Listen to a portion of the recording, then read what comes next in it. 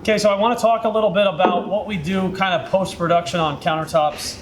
I don't like to get into too much on the post-production, but one thing I really like to do, especially if you have any types of imperfections in the countertops right out of the mold, it's good to go through and kind of buff things to get everything to kind of even out. But the other thing that's important about kind of doing this post-production step with the palm sander is it's removing kind of that very top layer of the countertop that's actually more of like the cream that's incredibly weak.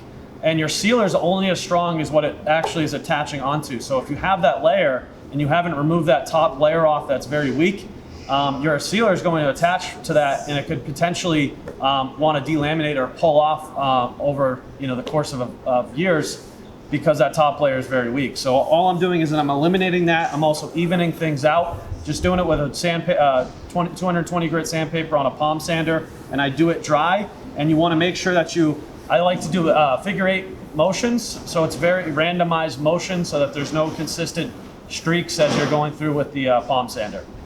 All right, so as soon as you're done with sanding your countertop, the next step you want to make sure you do before you go ahead and seal the countertop is you want to make sure that everything is clean. So what I do is I take denature alcohol with a rag, and I introduce it onto the rag, and I just go ahead and wipe the countertop down. This will just eliminate all the dust and kind of little debris to make sure that we're sealing over something that's completely clean.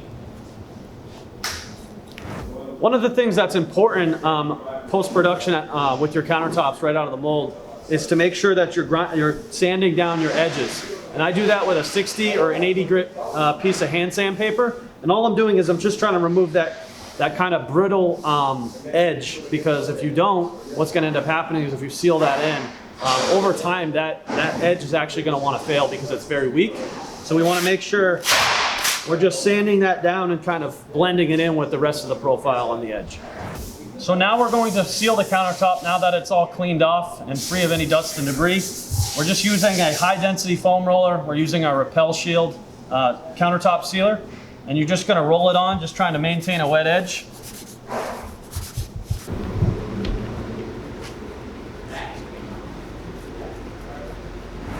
So as far as the finish of the sealer, we really recommend sticking with like a matte finish or something that's flat, because the high gloss sealers that a lot of people want to get into, the problem with the high gloss sealers is they are more susceptible to scratching. You have to do a lot more post-production to get any imperfections and any flaws in the countertops settled down, because when you do a high gloss sealer, that high gloss, that high color enhanced sealer is going to bring out any imperfections. They could be the slightest imperfections, but it's going to take them out and really bring them to the forefront. So it's a lot more work. So in turn, if you are using a high gloss finish, we really recommend charging your customers a higher rate for that high gloss finish.